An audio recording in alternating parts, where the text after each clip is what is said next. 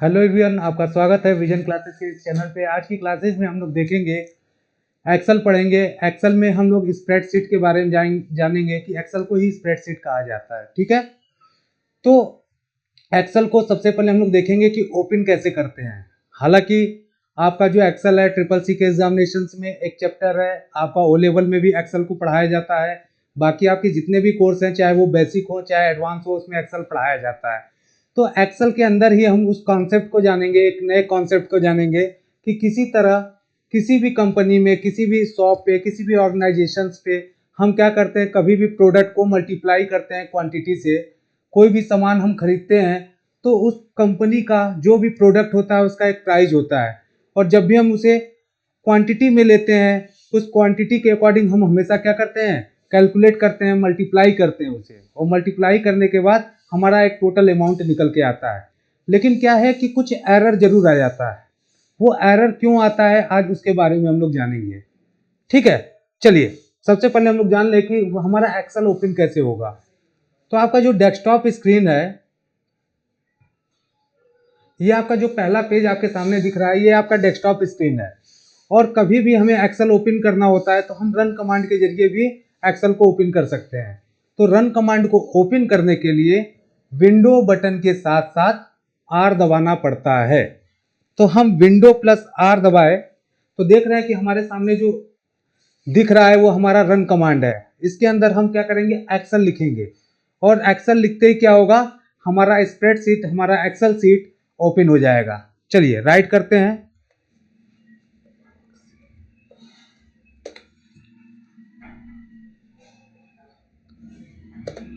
ये आपका Excel open हो गया है। ठीक, चलिए, हालांकि हमने पेज एक्सेल का खोल रखा है, ओपन कर रखा है। अब उसमें हम लोग देखेंगे कि प्रोडक्ट को ऐड करेंगे और क्वांटिटी को ऐड करेंगे, उसके प्राइस को ऐड करेंगे और उसके साथ कैलकुलेट करेंगे। ठीक, चलिए, तो ये हमारा क्या है, एक्सेल का सीट है। अगर हम बात करें, जो ऊपर का हिस्सा है उसे हम क्या कहते हैं, टैब कहते हैं। चलिए,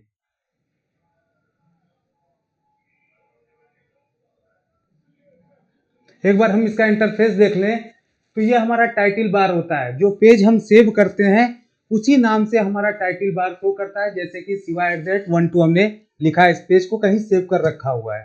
ठीक, उसके बाद अगर देखें तो आपका file, home, insert, page layout, format, data, review, view, ये सारे आपके टैब हैं। और इसी टैब के अंदर आपके सारे ग्रुप मिलेंगे, सारे टूल्स मिलेंगे।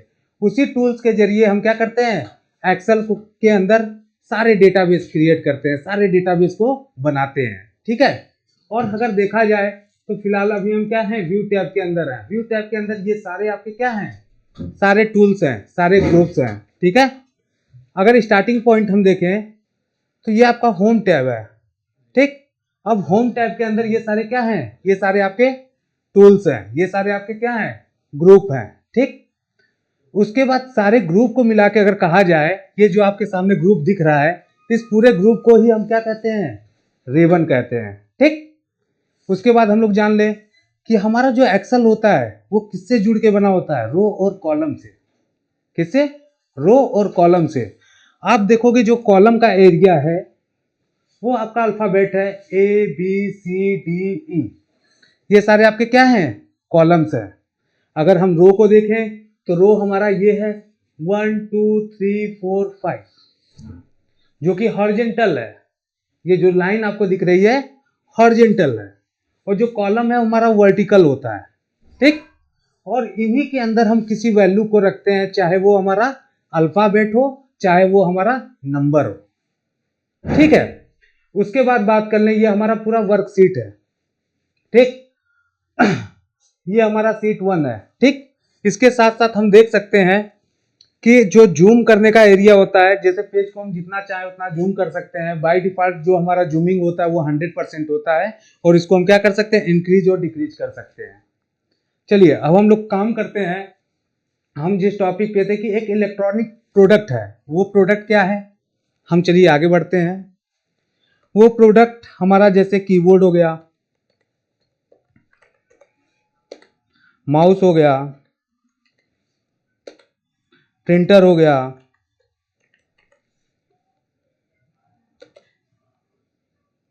सीपीयू हो गया, रैम हो गया, हार्ड डिस्क हो गया। चलिए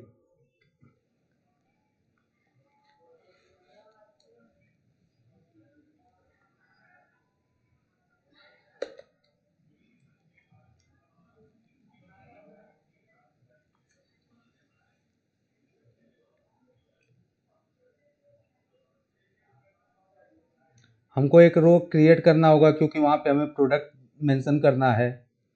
ठीक है, इंसर्ट सीट रो हम को सेलेक्ट कर देंगे। यहाँ हमारा एक रो क्रिएट हो गया। ठीक है, तो पहला हमारा क्या है, प्रोडक्ट है। सेकंड हमारा क्या है, प्राइस होगा। थर्ड हमारा क्या है, क्वांटिटी होगा। और हम टोटल अमाउंट को निकालेंगे। चलिए प्रोडक्ट लिख लिए, प्राइस हम लिख लेते हैं। मान लीजिए सपोज दैट कीबोर्ड का जो प्राइस है 200 रुपीज है।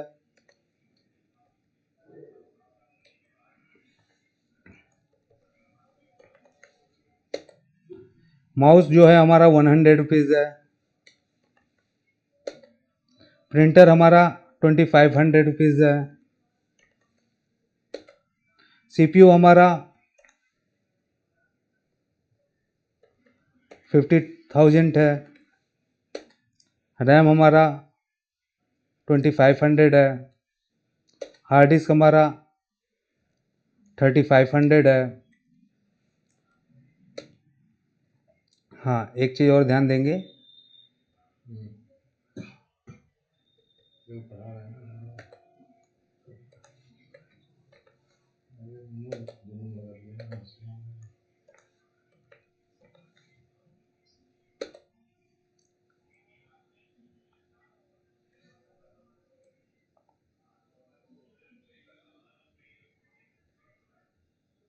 ठीक है। यहाँ से हमने क्या कर दिया, हमने प्रोडक्ट राइट कर दिया, प्रोडक्ट को हमने लिख लिया। ठीक, जूमिंग इसकी ज़्यादा है, जूमिंग थोड़ा कम कर लीजिए। मैंने बताया कि नीचे आपका जूम होता है। ठीक है, अब क्वांटिटी हम लोग देख लेते हैं। क्वांटिटी हमारा, जैसे कि कीबोर्ड हमने जो परचेस किया है अपने शॉप पे वो 10 पीस है। ठीक, माउस आपने 5 लिया हुआ है, 5 पीस। प्रिंटर आपने 2 लिया हुआ है। ठीक है, सीपीयू आपने 2 लिया हुआ है। ठीक है, रैम आपने 1 लिया हुआ है। हार्ड डिस्क आपने 2 लिया हुआ है। अब मैं ये कहता हूँ कि चलिए आपको टोटल अमाउंट निकालना है। मैंने बोला कि ये आपका प्राइस है और आपने दुकान से परचेस किया कितने पीस, क्वांटिटी 10 पीस आपने कीबोर्ड लिया, माउस आपका 5 पीस हो गया, प्रिंटर आपका 2 पीस हो गया, सीपीयू आपका 2 पीस हो गया, रैम आपका 1 पीस हो गया और हार्ड डिस्क आपका 2 पीस हो गया। अब हमको टोटल अमाउंट निकालना है तो हम क्या करेंगे, इस वैल्यू को इस वैल्यू के साथ मल्टीप्लाई करेंगे, तब जाके हमारा आउटपुट आएगा। चलिए देखते हैं। आपको पता है कभी भी हम फॉर्मूलाज अगर स्प्रेडशीट या एक्सेल पे यूज करते हैं तो इक्वल लगाना कंपल्सरी होता है। सबसे पहले हमें इक्वल लगाना पड़ेगा, तभी जाके हमारा फॉर्मूला रन करके एक आउटपुट दिखाएगा। ठीक, चलिए हमने इक्वल किया, मैंने प्राइस को क्या किया, सेलेक्ट किया, ओके, मल्टीप्लाई किया और क्वांटिटी को क्या कर दिया, सेलेक्ट कर दिया और इंटर कर दिया। आपका जो टोटल आउटपुट है वो वैल्यू आ रहा है, मतलब एरर जनरेट हो रहा है। अब आप सोचिए कि हम दो वैल्यू को मल्टीप्लाई किए लेकिन आउटपुट क्या आ रहा है, वैल्यू, मतलब एरर आ रहा है। तो इससे प्रॉब्लम से ज़्यादा क्रिएट होती है।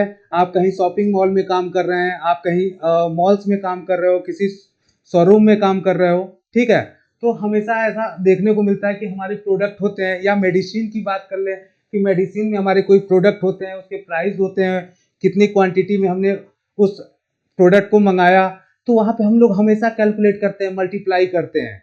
लेकिन क्या है, जबकि हमने रुपया लिखा और 5 को इससे मल्टीप्लाई किया, हमारा एरर आ गया, मतलब गलत हो गया। तो इसको सही करने के लिए जो कॉन्सेप्ट है उसको हम सीखेंगे। ठीक है, चलिए एक चीज और बता दें, कभी भी हमारा जो नंबर होता है, ये एक जो डब्बा आपके सामने दिख रहा है इसको हम सेल कहते हैं। क्या कहते हैं? सेल, जो रो कॉलम से मिलके बना होता है। ठीक है। और ये जो ग्रीन कलर में आपको दिख रहा है ये एक्टिव सेल है जिसके अंदर हम काम कर रहे हैं। ठीक। तो कभी भी न्यूमेरिक वैल्यू हमारी देखते हैं राइट साइड में दिखती है और अल्फाबेट हमारा जो होता है वो हमारा लेफ्ट साइड में दिखता है। अब देखिए मैंने यहाँ न्यूमेरिक वैल्यू तो लिखा है लेकिन इसके साथ साथ हमने अल्फाबेट भी लिखा हुआ है। अब अल्फाबेट लिखा हुआ है, ये अल्फाबेट को ले लिया और अल्फाबेट को कभी भी न्यूमेरिक वैल्यू से अगर हम मल्टीप्लाई करते हैं तो वैल्यू रॉन्ग आती है, गलत आती है, एरर जनरेट हो जाता है। अब हमें क्या करना होगा? हमें इस रुपए के साथ साथ इस न्यूमेरिक वैल्यू को वैल्यूएबल बनाना पड़ेगा। इसके वैल्यू, जब ये वैल्यू आए तो ये अपने पोजीशन पे आए तब जाके ये मल्टीप्लाई होगा। इसका मतलब रुपए तो हमको दिखे लेकिन हिडन हो, कैलकुलेट ना हो। ठीक, चलिए देखते हैं। सबसे पहला काम है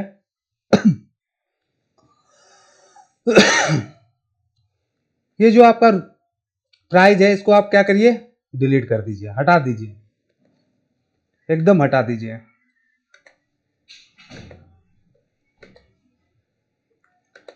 सबसे पहले हम क्या करेंगे? माउस के कर्सर को लेके जाएंगे और यहां से हम क्या करेंगे? सेलेक्ट करेंगे। हमने सेलेक्ट कर लिया, माउस को क्लिक करिए और नीचे तक ले जाके इसको ड्रैग कर दीजिए। अब ये क्या हो गया? सेलेक्ट हो गया। इसके बाद हम होम टैब के नंबर ऑप्शन पे जाएंगे। ये आपका क्या है?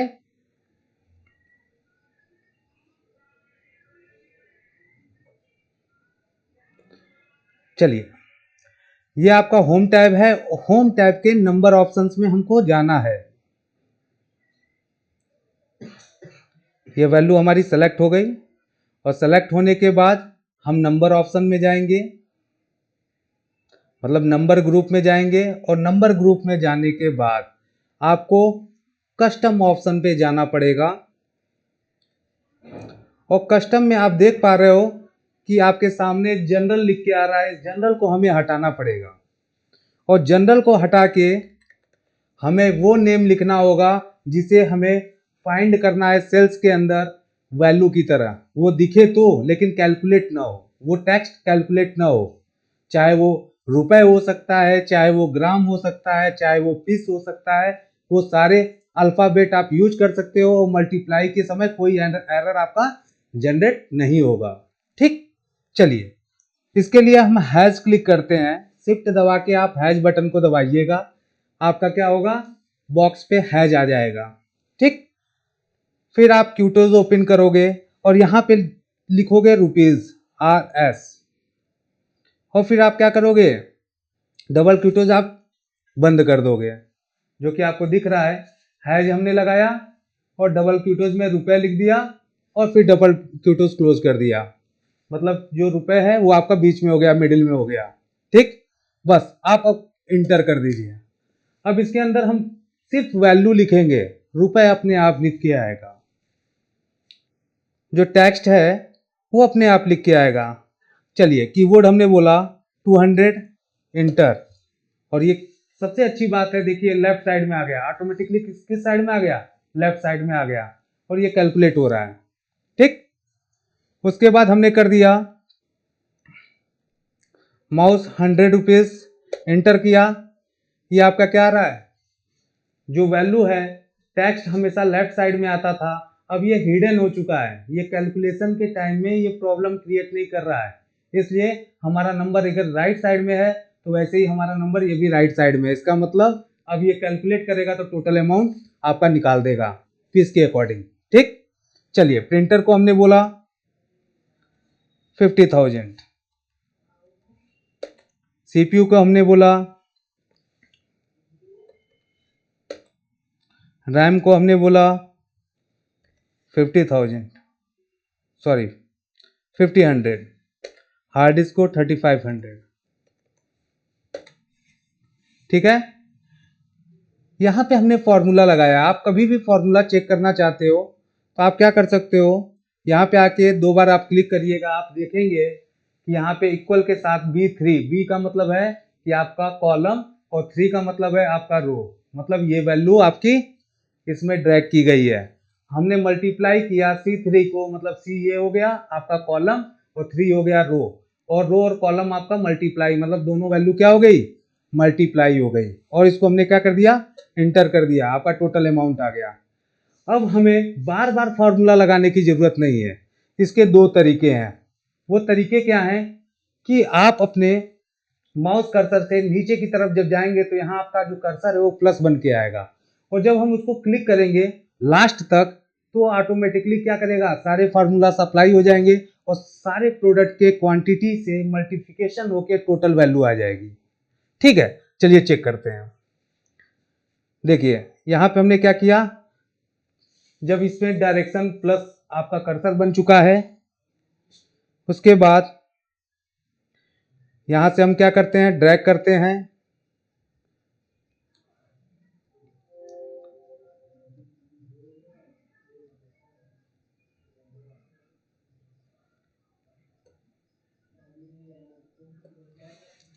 टोटल वैल्यू आ गया।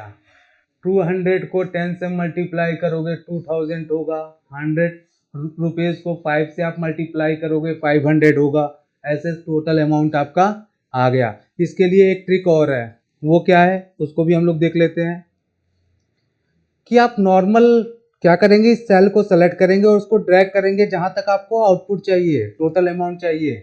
उसके बाद एक शॉर्ट की आप लोग नोट कर लीजिएगा, कंट्रोल बटन के साथ आप क्या दबाओगे, डी दबाओगे,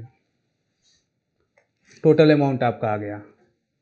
तो यहां से हमको एक चीज समझ में आ गई कि कभी आप वैल्यू के साथ, न्यूमेरिक वैल्यू के साथ अगर अल्फाबेट है और उसे किसी वैल्यू के साथ मल्टीप्लाई करेंगे तो कैलकुलेशन आपका हमेशा एरर जनरेट करेगा। उसको सही करने के लिए हमें जो टेक्स्ट है उस टेक्स्ट को हिडन करना पड़ेगा। उसके लिए हमें जो प्रोसेस हमने आपको बताया कि होम टैब के अंदर जाके, नंबर ग्रुप के अंदर जाके, कस्टम ऑप्शन में जाके जो जनरल है उसको हिडन करके हम क्या करेंगे, हैज लिखेंगे और डबल क्यूटोस के अंदर वो अल्फाबेट लिखेंगे जिसको हमको हिडन करना है। ऐसे आपका क्या होगा, सारे जो भी आप वैल्यू डालेंगे वो ऑटोमेटिक उस टेक्स्ट के साथ लिख के आएगा और वो हिडन होगा, हमें दिखेगा तो, लेकिन कैलकुलेशन के टाइम में वो हिडन होगा। ठीक है, चलिए आगे हम लोग क्या करेंगे, एक्सेल की पूरी क्लासेस पढ़ेंगे, आप लोग जुड़िए और साथ में पढ़िए और प्रैक्टिकल कंटिन्यू करते रहिए। ऐसे बहुत सारे फार्मूलाज आपको लर्न कराए जाएंगे जो कि हर बड़े ऑर्गेनाइजेशन में वर्क होता है, काम होता है, चाहे वो अकाउंटेंट का हो, चाहे वो आपका डेटाबेस का हो। ठीक है, धन्यवाद।